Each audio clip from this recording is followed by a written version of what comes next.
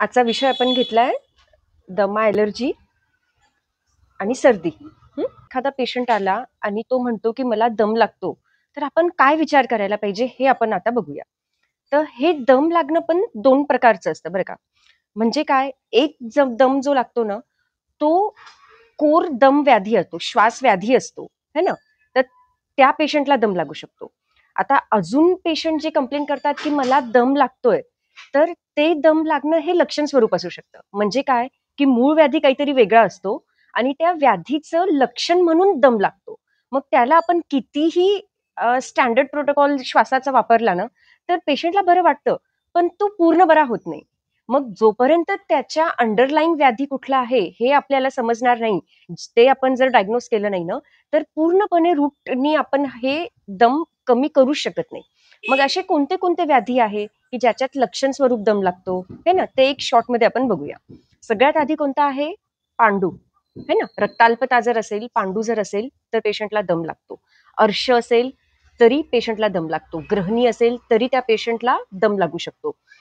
कुठल्या डेफिशियन्सीज असतील, खूप प्रकारच्या वेगवेगळ्या B12 डेफिशियन्सी आहे, खूप विटॅमिन्सच्या डेफिशियन्सीज आहेत, तर त्या वेगवेगळ्या डेफिशियन्सीजमध्ये दम लागू शकतो, है ना? अजून काय आहे, हृदयासंबंधित कुठले विकार असेल तरी दम लागू शकतो. कोर फुफ्फुसाचा विकार असेल तरी दम लागू शकतो. लिव्हर यकृत विकृती असेल तरी दम लागू शकतो. असं आपल्याला अंडरलाईन कॉज त्या पेशंटचं शोधावं लागतं आणि त्या हिशोबाने ट्रीटमेंट करावी लागते. म्हणजे तो मूळ व्याधी पण बरा होतो आणि लक्षण स्वरूप जे दम लागणे ते पण कमी होतं, है ना? दम्याच्या बाबतीत होतं.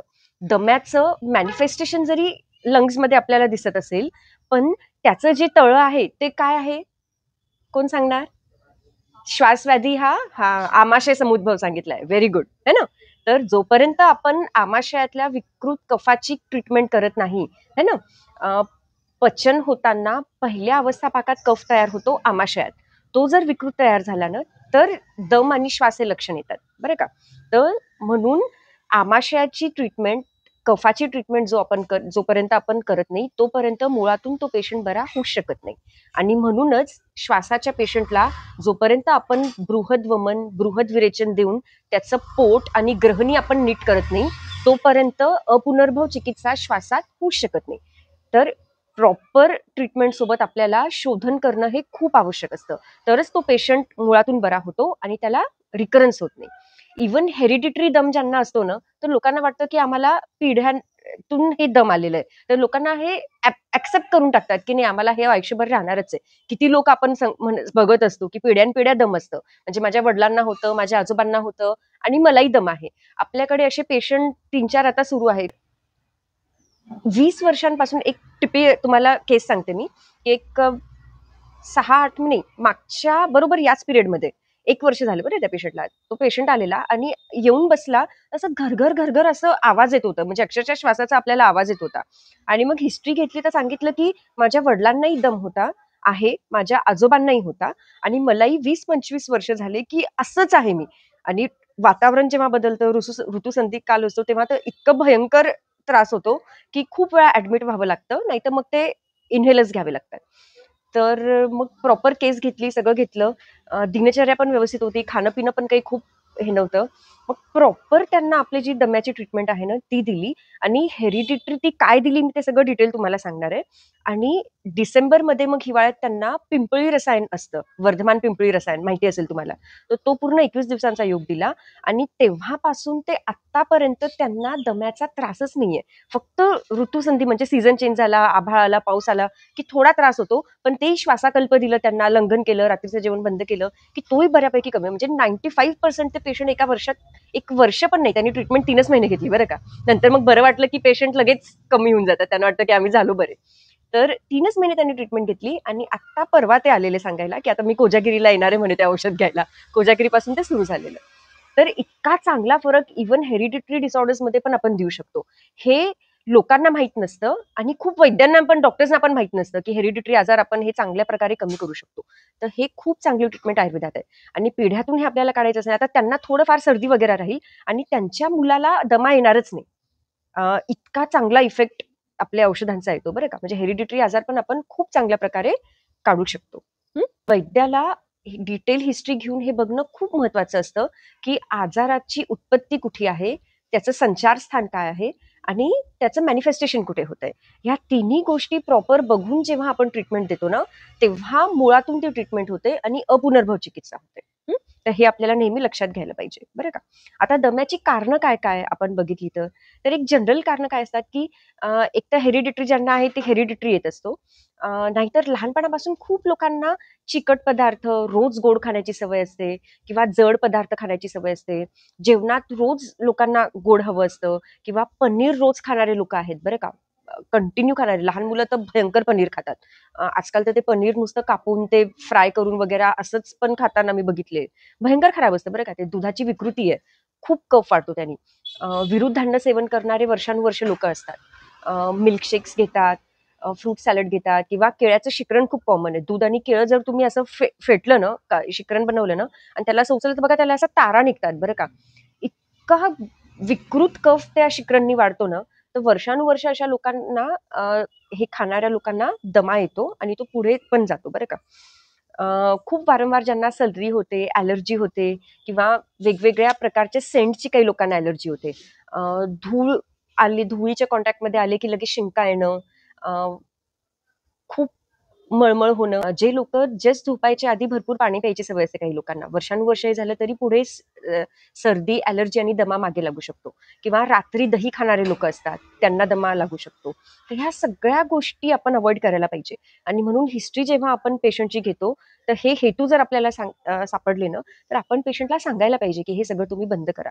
कारण संक्षिप्तः क्रियायोगो निदान परिवर्जन जर असेल, तर तुम्ही कितीही ट्रीटमेंट दिली पेशंटला, पण निदान परिवर्जन जर केलं नाही ना, तर पेशंट मुळातून बरा होणं शक्यच नाहीये, है ना. म्हणजे जसं एखादी बकेट आहे, त्याच्यात पाणी भरलेलं आहे, चिखलाचं पाणी आहे आणि वरून नळ सुरू आहे.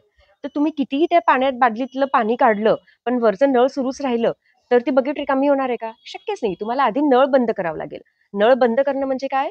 निदान परिवर्जन, है ना. ते बंद करावं लागेल. मग त्यातलं पाणी काढावं लागेल, उपसावं लागेल. म्हणजे ते झालं शोधन, आपण जे काही करतोय. आणि मग उरलेलं तिथे काही क्रॅक्स असतील, काही राहिलेलं असेल ते कपड्यांनी पुसून, उन्हात ठेवून ते करणं म्हणजे शमनचिकित्सा, है ना. तर हे सगळं जेव्हा आपण करतो ना, तेव्हा मग पेशंट प्रॉपर बरा होतो. तर हे आपल्या बॅक ऑफ द माइंड नेहमी असायला पाहिजे, की डिटेल हिस्ट्री आपल्याला खूप महत्वाची आहे. खूप वेळा काय होतं आणि हे सगळ्याच व्याधींच्या बाबतीत आहे बरं का. म्हणजे समजा अम्लपित्ताचा पेशंट आपल्याकडे आला आणि तुम्ही कितीही त्याला अम्लपित्ताची ट्रीटमेंट करा, पण त्यांनी रोज भजे, वडे, बाहेरची पाणीपुरी खाणं, बाहेरचं खाणं सुरू ठेवलं, तर काय होणार? अ, बरं वाटेल त्याला, पण ते पुन्हा-पुन्हा त्याला ॲसिडिटी होणंच राहणार. तो मुळातून पूर्ण बरा होणं शक्यच नाहीये. तर म्हणून आपल्याला त्याला हे सगळं खाणं तुम्ही बंद करा आणि तरच तुम्हाला पूर्ण बरं वाटेल. हे काउन्सिलिंग आपल्याला खूप महत्वाची असते बरं का. खूप बोलावं लागतं आपल्याला पेशंटला. नुसतं औषधं दिलं आणि काम झालं, असं आयुर्वेदिक प्रॅक्टिसमध्ये होत नाही. अर्धं काम औषधांचं, अर्धं काम आपल्या काउन्सिलिंगने होतं. तर खूप प्रॉपरली आपल्याला बोलता यायला पाहिजे, समजून देता आलं पाहिजे. खूप वेळा काय होतं, लहान मुलांना जेव्हा कफाचा त्रास होतो ना, तर डॉक्टर लोकं असं त्याला ते लेबल लावून देतात, की याला बालदमा आहे म्हणून. पण खरं जर बघितलं ना, तर फक्त 5% मुलांना तो असतो बरं का. 95% तो बालदमा नसतो. पण ते सांगितलं, की ते एकदम सगळे लोकं घाबरून जातात आणि लहानपणापासूनच मग ते इन्हेलर्स वगैरे असतील यांचे सुरू होऊन जातात. किती मुलं लहानपणापासून वर्षानुवर्ष इन्हेलर्स घेणारे मी बघितले. तर इतका सोपा उपाय याच्यासाठी असतो ना, आपल्याला हे माहिती आहे ना, की लहान वय हे कफाचं असतं, है ना. म्हणजे 8 ते 9 वर्षापर्यंत मुलांचं वय हे कफाचं असतं आणि या वयात कफाचे आजार जास्त होतात. आणि आई-वडिलांना जर हे सगळे आता जे हेतू सांगितले, ते करण्याची जर सवय असेल किंवा प्रेग्नन्सीमध्ये आईने नारळ पाणी खूप घेतलेलं असेल किंवा कफवृद्धी करणारे आहार-विहार जर केला असेल, तर तो कफ बाळामध्ये येऊ शकतो. तर तो लगेच त्याला बालदमा लेबल करून आपल्याला हे करायची गरज नाहीये. तर आपण लहान मुलांच्या पालकांसाठी सूचनाचं एक कागद इथे बनवलंय बरं का. तर त्याच्यात मुद्दाम पेरेंट्सच्या चुकीमुळे मुलांना हा त्रास होतो असं असतं बरं का. मुलांची काय चूक असते? त्यांना गोड खायला कोण देतं? त्यांना बाहेरचं चॉकलेट आईस्क्रीम कोण आणून देतं? घरी खारी कोण आणतं? है ना? मुलांना तर काही समजत नसतं. आपण त्यांना देतो म्हणूनच ते खातात ना. तर म्हणून मुलांच्या ऐवजी आम्ही ते पालकांसाठी सूचना बनवलेल्या आहेत बरं का. तर त्या व्यवस्थित पाळल्यानं तर 95% हे बालदम्याचे पेशंट सो कॉल्ड ते बरे होतात बरं का. तो बालदमा नसतोच. फक्त 5% ते जेन्युइन असतात आणि त्यांना वेगळी ट्रीटमेंट लागत असते. तर ते व्यवस्थित आपण करायचं. बेकरीचे प्रॉडक्ट्स, थंड, आंबट, फळं मुलांना नाही द्यायला पाहिजे बरं का. खूप फॅड आहे फळं खाण्याचा, म्हणजे भयंकर फॅड आहे. 4 महिन्याचं 5 महिन्याचं बाळ झालं ना, की इथे विचारतात आम्हाला सुवर्णप्राशनला आया येतात, की याला चिकू देऊ का? केळं देऊ का? अरे 4-5 महिन्याच्या मुलाला तुम्ही कसं देणार? म्हणजे 6 महिने फक्त बाळाने आईच्या दुधावर राहायला पाहिजे. आणि कधी अन्न द्यायला पाहिजे मुलांना, तर जेव्हा दात यायला लागतात ना, ते इंडिकेशन आहे, की आता लिव्हर फंक्शन बाळाचं चांगलं होतंय आणि मग तुम्ही त्यांना अन्न द्या. तर तोपर्यंत अन्न द्यायला नाही पाहिजे. पण डॉक्टर्स पण सांगतात आजकाल, पालकांची चुकी असं नाहीये. पण आयुर्वेदाला हे मान्य नाहीये बरं का. जोपर्यंत एक दात पोराला येत नाही ना, तोपर्यंत अन्न द्यायचं नाही. फक्त आईच्या दुधावर आणि लिक्विडवर बाळ राहिलं पाहिजे. है ना? तर हे लक्षात ठेवायचं. 9 वर्षापर्यंत फळं देऊ नका असं आयुर्वेदात सांगितलेलं आहे बरं का. तर आपण हे सगळं पाळलं तर कफाचे विकार होणार नाहीत. सर्दी, ॲलर्जी, दमा मुलांना होणार नाही. तर हे सगळं आपण पाळायला पाहिजे. हं? आणि बीजसंस्कार जर प्रॉपरली केले ना, म्हणजे कन्सेप्शन हे ॲक्सिडेंटल नसायला पाहिजे, की आम्हाला राहिलं बाळ आणि मग लोकं येतात.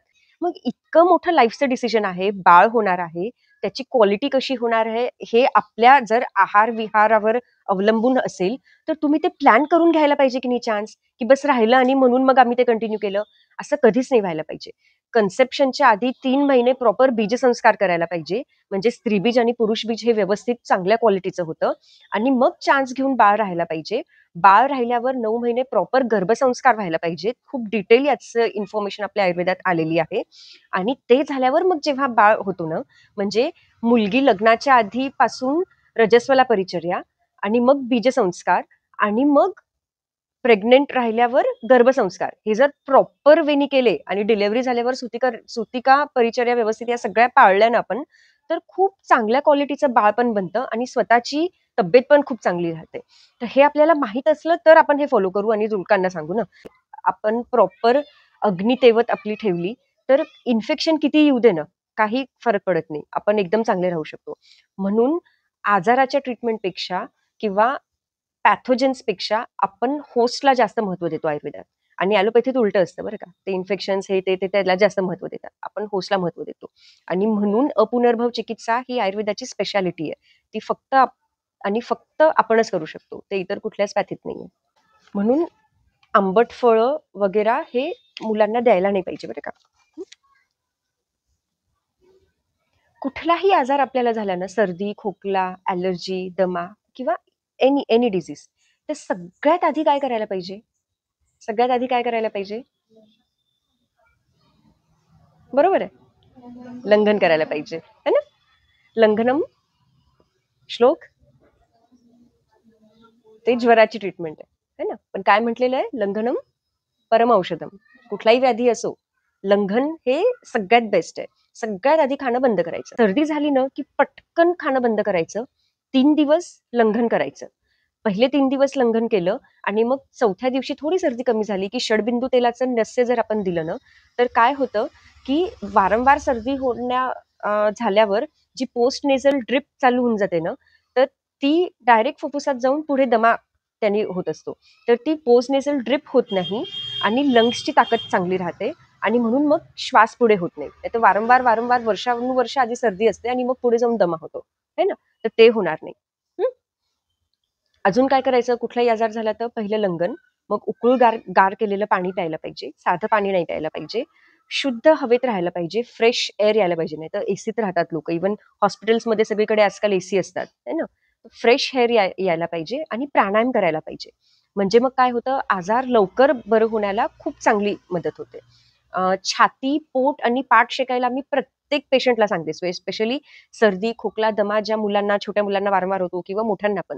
का इतकं याला महत्व आहे? कारण शेकल्याने काय होतं, की ब्लड सर्क्युलेशन चांगलं होतं, वासोडायलेशन होतं आणि इन्फेक्शन्सला बॉडी पटापट प्रोन होत नाही, बरं का. खूप चांगल्या प्रकारे इम्युनिटी वाढते. म्हणून शेकण्याला खूपच महत्व आहे. पाठीचा कणा जर ताप असताना आपण शेकून घेतला ना, तर प्रॉपर घाम येतो आणि घाम येऊन ताप खूप चांगल्या प्रकारे कमी होऊन जातो. है ना? म्हणून छाती, पोट आणि पाठ शेकण्याला खूप महत्व आहे.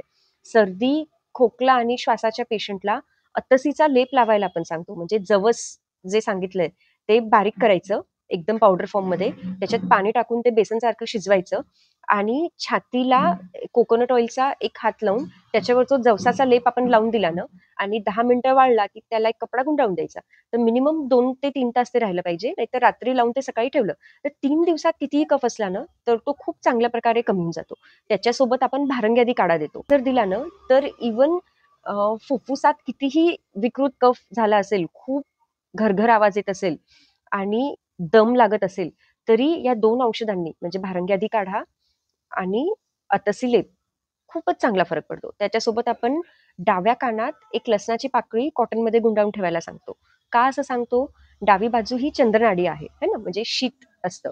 तर तिथे जर आपण लसणाची पाकळी केली तर चंद्रनाडी बंद होऊन सूर्यनाडी जास्त वर्क करते. शरीरात आपोआप नॅचरली उष्णता येते आणि सर्दी, खोकला, दमा, कफ हे पटकन कमी व्हायला मदत होते. तर हे सगळं आपण पॅरलल करायला पाहिजे. तर 3 दिवसात कितीही पेशंट वाढलेला असो, पेशंट हे जर सगळं प्रॉपर व्यवस्थित फॉलो केलं ना तर 3 दिवसात पेशंटला 50-60-70% रिलीफ खूप चांगल्या प्रकारे मिळून जातो. काही अँटीबायोटिक आणि काहीच इतर एक्सपेक्टोरंट्स वगैरे घ्यायची गरजच पडत नाही. इतका चांगला फरक पडतो. ज्यांना वारंवार सर्दी, खोकला आणि दम्याची टेंडन्सी असते ना, तर त्यांनी काय करायला पाहिजे, एकदा बरं वाटलं ना, की मग जेव्हा ऋतुसंधी काळ असतो ना, म्हणजे एक सीझन चेंज होऊन जेव्हा दुसरं सीझन यायला लागतं, तर पहिले सीझनचे 7 दिवस आणि दुसऱ्या सीझनचे 7 दिवस हा 15 दिवसांचा ऋतुसंधी काळ असतो. तर त्या काळात काय करायला पाहिजे, च्यवनप्राश खायला पाहिजे, सितोपलादी चूर्णसारखी औषधं घेतली पाहिजे, मधातून त्याचं चाटण घ्यायला पाहिजे, मग महासुदर्शन काढा घ्यायला पाहिजे, त्रिभुवन कीर्ती घ्यायला पाहिजे. फक्त ऋतुसंधी काळात जर प्रॉपर औषधं घेतलं ना, की मग शरीराची इम्युनिटी वाढून जाते. जो स्थान वैगुण्य असतो ना शरीरात, तो भरून निघतो आणि हे वारंवार होणारे आजार होत नाही. रिकरन्स आपण खूप चांगल्या प्रकारे टाळू शकतो.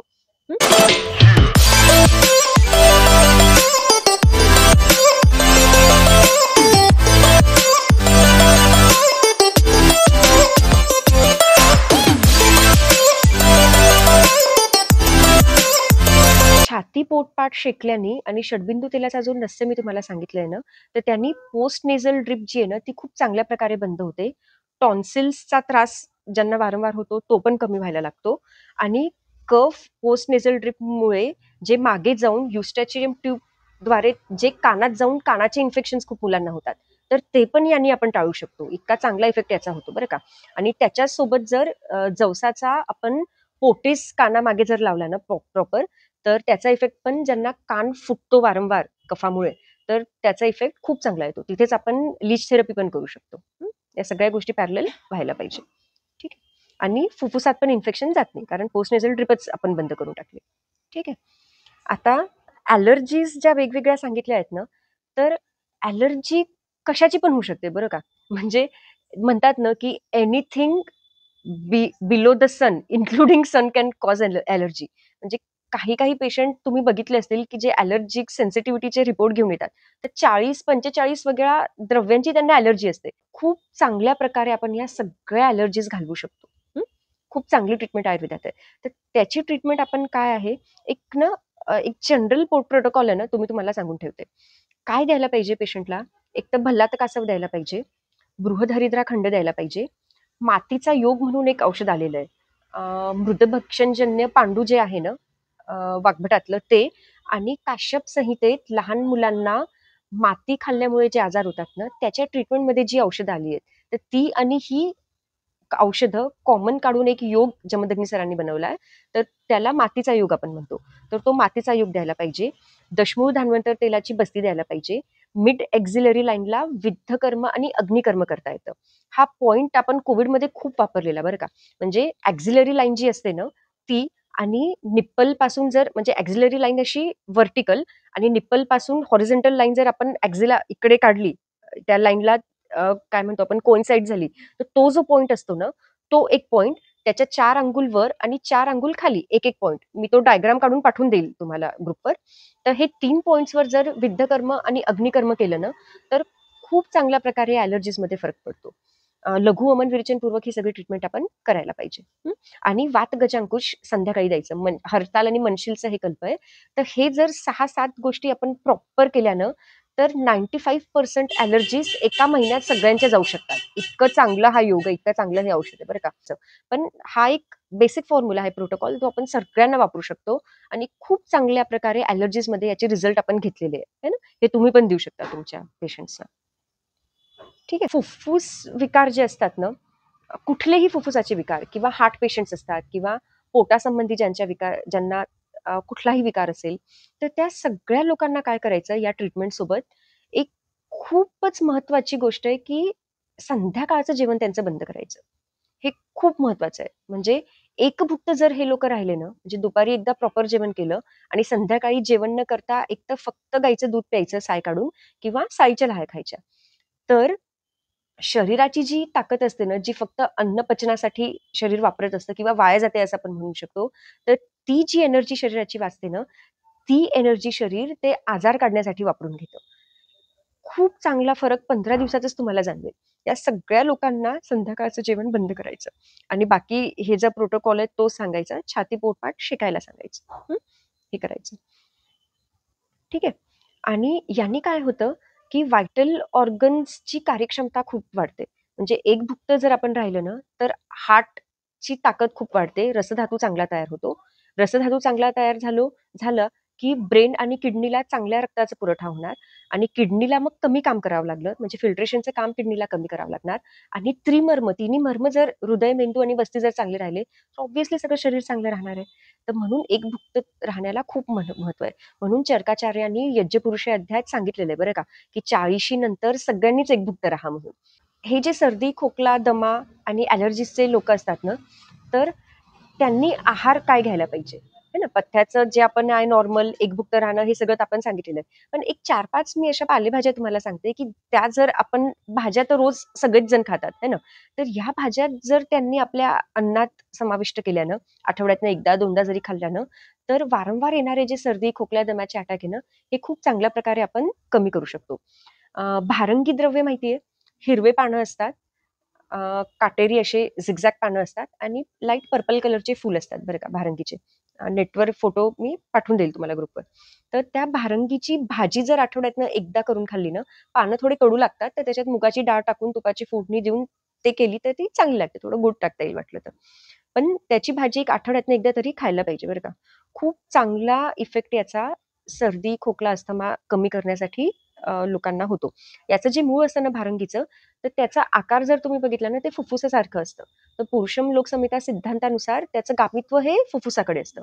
म्हणून भारंगीनी सगळ्या प्रकारच्या ॲलर्जीज खूप चांगल्या कमी होतात आणि जो मातीचा योग तुम्हाला सांगितला आहे ना, त्यातला मेन ड्रग भारंगी आहे बरं का. म्हणजे भारंगी भरपूर आपण वापरतो त्याच्यात. मग रिंगणी माहिती आहे तुम्हाला वनस्पती, ज्याला कंटकारी कंटकारी म्हणतात. दुस्पर्श त्याला म्हणतात. खूप काटे असतात त्याला. तर रिंगणीचं कल्प जर आपण वापरलं किंवा कंटकारीचं अवलेह जर आपण करून दिलं किंवा त्याच्या पानांची भाजी जर खाल्ली, अ, आपल्या खाण्यात ठेवली ना, तर या लोकांना याच्यासारखा भारंगीसारखाच खूप चांगला फायदा होतो. पुनर्नवा पावसाळ्यात खूप मिळते बरं का. पुनर्नवा ही शोथज्ञ सांगितलेली आहे आणि सगळीकडचं म्हणजे हृदयातील, फुफ्फुसातील कुठेही सूज आली असेल ना, ती पुनर्नवाने खूप चांगल्या प्रकारे कमी होते. म्हणून पुनर्नवाच्या पानांची भाजी करून पण खाऊ शकतो किंवा फक्त पावसाळ्यात मिळते आणि इतर वेळी मिळत नाही. म्हणून त्याचा कल्प करून ठेवलं किंवा अवलेह करून ठेवलं, तरी आपण ते खूप चांगल्या प्रकारे घेऊ शकतो. ठीक आहे. शेपूची भाजी सगळ्यांना माहिती आहे, है ना? ती खाण्यात ठेवायला पाहिजे. ओली हळद जी असते ना, त्याचं लोणचं तयार करून ठेवू शकतो. पण ते सरसोच्या तेलामध्ये करायचं. तर सर्दी, दमेकरी लोकांना याचा चांगला फायदा होतो. रोहिश गवत जे असतं ना, ते आपण सांबारमध्ये किंवा त्याचं सरबत करून घेऊ शकतो. ते पण खूप चांगलं आहे. वासा वनस्पती सगळ्यांना माहिती आहे. हिरवे लांब पान येतात आणि पांढरे फुल असतात त्याचे. तर त्याच्यात वासोसिन नावाचं द्रव्य असतं, जे की ब्रोंकोडायलेटर आहे. तर त्या वासा पानांची भाजी पण चांगली लागते. मुगाची डाळ टाकून ते पण भाजी तुम्ही आठवड्यातनं, 2 आठवड्यातनं असं खाऊ शकता किंवा वासावलेह याचे कल्प पण आपण तयार करून ठेवू शकतो, है ना? पण हे कंपनीचे वापरायचे नाही बरं का. स्वतः तयार करून स्वतः पेशंटला द्या. धान्यचं खाण्याचा खूप फॅड आहे बरं का. म्हणजे मुद्दाम लोकं ते कडधान्य भिजवतात, त्याला बांधून ठेवतात, त्याला ते मोठे-मोठे स्प्राउट्स आणतात, कोंब आणतात आणि मग खातात आणि तेही कच्चं खातात. म्हणजे भयंकर आहे ते. कडधान्य म्हणजे ही ट्रान्झिट अवस्था आहे ना, म्हणजे धड ते न बी आहे, धड न झाड आहे. ही ट्रान्झिट अवस्था कुठल्याही याची आयुर्वेदाला मान्य नाहीये. यांनी रक्तदुष्टी खूप होते, कृमी खूप वाढतात आणि गॅसेस खूप होतात आणि सगळे पोटाचे आजार वाढतात. आणि पोट खराब झालं, अग्नी खराब झाला, की ऑब्व्हियसली तुमचा दमा वाढणार आहे, श्वास वाढणार आहे, ॲलर्जी वाढणार आहे. म्हणून कडधान्य आपण बंद सांगतो किंवा खायचेच असल्यास तर रात्री भिजवायचं आणि सकाळी शिजवून खायचं. कच्चं नको आणि कोंब आलेलं नको. एवढं तरी नक्की पाळायला पाहिजे. हं? ठीक आहे. गंधाची अलर्जी म्हणजे सेंट आणि वास खूप लोकांना सहन होत नाही बरं का. तर त्याच्यासाठी पण आपण मातीचा युगच वापरतो बरं का. म्हणजे प्रत्येक वेळी डायरेक्ट मातीशी संपर्क आला पाहिजे, धूळशी संपर्क आला पाहिजे, तरच मातीचा युग वापरायचा असं नसतं. कुठलाही वास आला म्हणजे काय? वास जात काय आहे? पृथ्वी महाभूत आहे. है ना? म्हणजे त्याच्यात गंध आहे. गंधच परमाणू आहे. म्हणजे कुठलेही परमाणू हे वर धूळ गेली आणि खाली आले ते जमिनीवर, की त्याची धूळच होणार ना. म्हणून तिथे पण आपल्याला मातीचा योग वापरला ना, तर ज्या लोकांना वेगवेगळे वास सहन होत नाही, ॲलर्जीज आहेत, फोडणी दिली तरी त्रास होतो, तर सीकेडी वगैरेचे पेशंट किंवा प्रेग्नन्सीमध्ये ते डिझीज वाईज वेगळं, पण ज्यांना वर्षहीभर असा त्रास होतो ना, त्या लोकांना या योगाने खूप चांगला फरक पडतो. तर ह्याच मातीच्या योगाचा आपण काय करू शकतो, सिद्ध करून घृत पोटातून देऊ शकतो, याचं तेल सिद्ध करून याचं नस्य देऊ शकतो आणि हेच पावडर पोटातून पण द्यायचं. तर ह्या सगळ्या प्रकारच्या ॲलर्जीज आपण खूप चांगल्या प्रकारे घालवू शकतो. म्हणजे निघूनच जातात ॲलर्जीज बरं का. असं वाटतच नाही की आपल्याला इतके वर्ष होती म्हणून. असे पण पेशंट्स आहेत. है ना? पण फक्त ते सगळ्या अँगलनी वापरायचं. म्हणजे पावडर पण द्यायला पाहिजे, नस्य पण द्यायला पाहिजे. त्या तेलाचा अभ्यंग पण आपण देऊ शकतो. त्याचं सिद्धघृत पोटात पण देऊ आणि त्याचीच बस्ती पण देऊ शकतो. जर खूप जास्त असेल तर. तर मस्त पेशंट बरे होतात. है ना? आता खूप लोकांना काय वाटतं, की श्वास, दमा वगैरे ट्रीटमेंट आयुर्वेदात. पण ॲक्यूट कंडिशन जेव्हा येते ना, जेव्हा दम्याचा अटॅक येतो, तेव्हा मग ते इन्हेलरच घ्यावं लागतं. तेव्हा आपण काही करू नाही शकत. असं खूप लोकांना वाटत असतं. पण असं नाहीये बरं का. स्टॅटस अस्थमॅटिकस केस म्हणजे त्या स्टेजमध्ये पण आपण खूप चांगल्या प्रकारे पेशंटचा दम कमी करू शकतो. तर आपण काय-काय वापरू शकतो त्यावेळेला? यष्ट्यादी घृत म्हणून घृत येतं. त्याच्यात सैंधव टाकून जर छातीवर आपण मालिश केली आणि शेकलं ना, की ॲक्यूट स्टेजमध्ये पण दम पटकन कमी होऊन जातो. है ना? मिड एक्झिलरी लाईनला जे मी विद्धक आणि अग्निकर्म आता तुम्हाला सांगितलं, त्या पॉइंट्सवर आपण विद्धग्निकर्म केलं, की लगेच दम लागणं कमी होऊन जातं. स्टॅट आपण बस्ती दिली दशमूळ धान्वंतरची, तरी दम कमी होऊ शकतं. पुष्कळ मूर म्हणून जे औषध आहे सासुर्या लप्पा, त्याचं चूर्ण जर आपण सबलिंग्वल दिलं ना, की पटकन दम लागणं स्टॅट कमी होतं. श्वासाकल्प म्हणून एक औषध मारुती फार्माचं खूप चांगलं मिळतं. खूप खारट लागतं ते, खूप मीठ आहे त्याच्यात. तर ते पाणी टाकून दिलं, की लगेच 5-10 ml दिलं ना, की लगेच दम लागणं कमी होऊन जातं. ओली हळद आणि खडी साखर, रुईचं चीक असतं ना, त्याच्यात जर परतून चांगलं ते जर सबलिंग्वल चोखायला दिलं ना, की स्टॅट दम लागणं कमी होऊन जातं. इतकं चांगलं आपण सगळ्या गोष्टी करू शकतो ॲक्यूट कंडिशनमध्ये सुद्धा, है ना? म्हणजे इन्हेलर घ्यायची गरज नसते. बरेच आणि एम्फिझिमाचे ज्या केसेस असतात ना, म्हणजे अ, काय होतं याच्यात, की इंटरस्टिशियल लंग डिसऑर्डर्स जे आहेत, त्याच्यात काय होत असतं, की फुफ्फुसाची इलॅस्टिसिटी कमी झालेली असते आणि म्हणून काय होतं तुम्ही बघितलं असेल, की काही लोकांना ते डायरेक्ट लंग्समध्ये ऑक्सिजनचा पाईप टाकून देतात. जेव्हा आयसीयूमध्ये पेशंट ॲडमिट असतात ना, तरी त्यांना श्वास घेणं होत नाही. म्हणजे इतकं ऑक्सिजन डायरेक्ट लंग्समध्ये टाकून. कारण फुफ्फुसाची ती कॅपॅसिटीच नसते. तिथले जे अल्व्हेओल असतात ना, त्यांचा व्यास झालेला असतो आणि व्यास हा वाताचा लक्षण आहे आयुर्वेदानुसार. तर ते जे असतात ना, ते आपण बस्तीनी खूप चांगल्या प्रकारे करू शकतो. आणि बोराचं बी आणि मृगशृंग जे असतं ना, तर ते उगाळून जर 21 दिवस त्यांना पोटातून दिलं, दशमूळ धान्वंतरची बस्ती केली आणि अतसीचा लेप जर बाहेरून लावायला दिला छातीला, तर इंटरस्टिशियल लंग डिसऑर्डर, ब्रोंकिएक्टेसिस आणि एम्फिझिमा हे सगळ्या पेशंटमध्ये आपण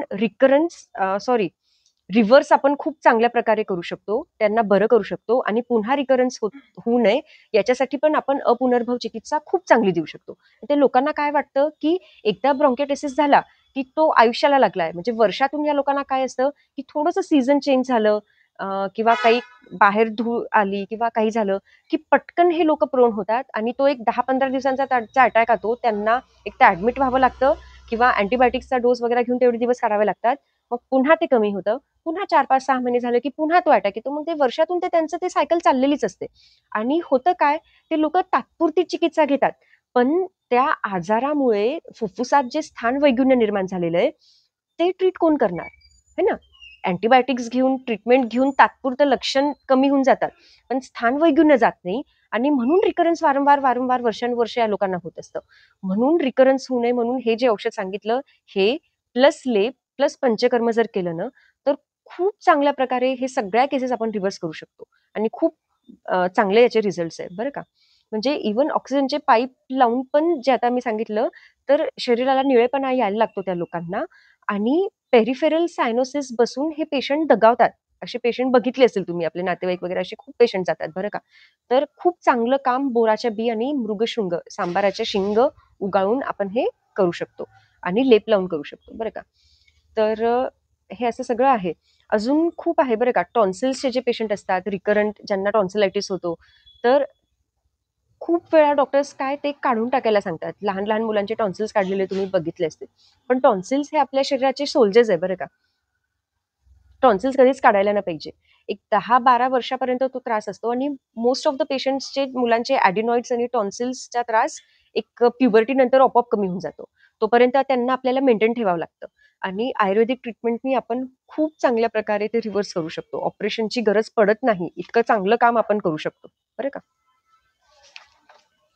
त्याच्यात पोलन ग्रेनची वगैरे ॲलर्जी पण असते बरं का, ती पण कव्हर होते. अजून सर्दी जी असते ना, तर अपुनर्भव चिकित्सा जेव्हा आपण देतो ना, तर नाकातलं शेंबूड जे आहे ना, ते तयार कधी होतं, म्हणजे रक्तधातूपासून मांसधातू तयार होताना जो मल तयार होतो ना, तो नाकातला शेंबूड आहे. म्हणून सर्दीला जेव्हा आपण ट्रीटमेंट देतो ना, तर आपल्याला रक्तपाचक आणि मांसपाचक त्यात नक्की द्यायला पाहिजे बरं का. तर हे वारंवार होणारी सर्दी ही बसते. नाहीतर तात्पुरता उपशम मिळतो आणि पुन्हा पुन्हा ती होत राहते. तर हा एक खूप महत्वाचा पॉइंट आहे. है ना? म्हणजे आजार जरी नाकात असला ना, तर त्याचं उत्तर कुठे आपल्याला सापडतं? यकृतात. है ना? कारण यकृत हे रक्ताचं मूळ स्थान आहे. जर रक्ताची उत्पत्ती यकृतात होत असेल, तर आपल्याला यकृतावर काम करून रक्तपाचक आणि मांसपाचक देऊन प्रॉपर ट्रीटमेंट केली, तर आपण हे रिकरन्स टाळू शकतो. एक सर्दीचा लेप म्हणून आपण इथे सगळ्यांना देतो. प्रत्येक पेशंटला तो लेप जर दिला ना, तर पहिल्या 3 दिवसात या बाकीच्या ट्रीटमेंट सोबत कितीही क्रॉनिक पेशंट किंवा अॅक्यूट जरी असला ना, तर खूप चांगला फरक पडतो. त्याच्यात काय काय टाकतो आपण? कोंबड नखी माहिती आहे? कोंबड नखीचं मूळ येतं. ते असं कोंबडीच्या नखासारखं असं ते असतं. मी दाखवून देते. तर कोंबड नखी आहे त्याच्यात. आंबे हळद, सुंठ, वेखंड, शृंग, कर्कटशृंगी आणि वचा सांगितलं ना मी, सुपारी आपण त्यात टाकू शकतो. तर या सगळे औषधं उगाळून त्याचा लेप जर आपण नाक, गाल आणि कपाळावर लावायला दिलं ना, तर हे या पेशंट्सला त्याचा खूप चांगला फायदा होतो आणि रिकरन्स होत नाही. इव्हन खूप वेळा काय होतं, नाही तर खूप वेळा वारंवार सर्दी होऊन डीएनएस होऊन जातं है ना. नेझल सेप्टम जे असतं ना, ते डेव्हिएट होऊन जातं आणि त्याला मग डॉक्टर ते ऑपरेट करायला सांगतात. तर हे ऑपरेशन पण डीएनएसचे या लेपानी खूप पेशंटचे टळलेले आहेत. खूप चांगला फायदा यांनी होतो. ते आपण बघायला पाहिजे. ठीक आहे. नेझल पॉलिप्स ज्या लहान मुलांना असतात ना, मोस्टली मुलांना खूप असतात, मोठ्यांना पण असतात. पण लहान मुलांना जेव्हा नेझल पॉलिप्स असतात ना, तर त्याच्यात पण आपल्याला मांसपाचक पोटातून द्यावं लागतं आणि हरितकीचा काढा त्याच्यात मोरचूट टाकून जर आपण ती जागा धुवून घेतली ना, तर हे जे अर्श असतात, म्हणजे याला आपण नासार्श म्हणू शकतो. तर हे खूप चांगल्या प्रकारे श्रिंक होऊन जातात. अर्शकुठार गोळी पण इथे आपण वापरू शकतो. जसं गुद अर्श असतं, तसं हे पॉलिप म्हणजे हे नाकातले अर्शच आहे. तर अर्शकुठार पण आपण इथे देता येतं. तर यांनी नेझल पॉलिप्समध्ये ऑपरेट करावं लागत नाही आणि खूप चांगल्या प्रकारे ते आपण श्रिंक करून पुन्हा होणार नाही याची व्यवस्था करू शकतो.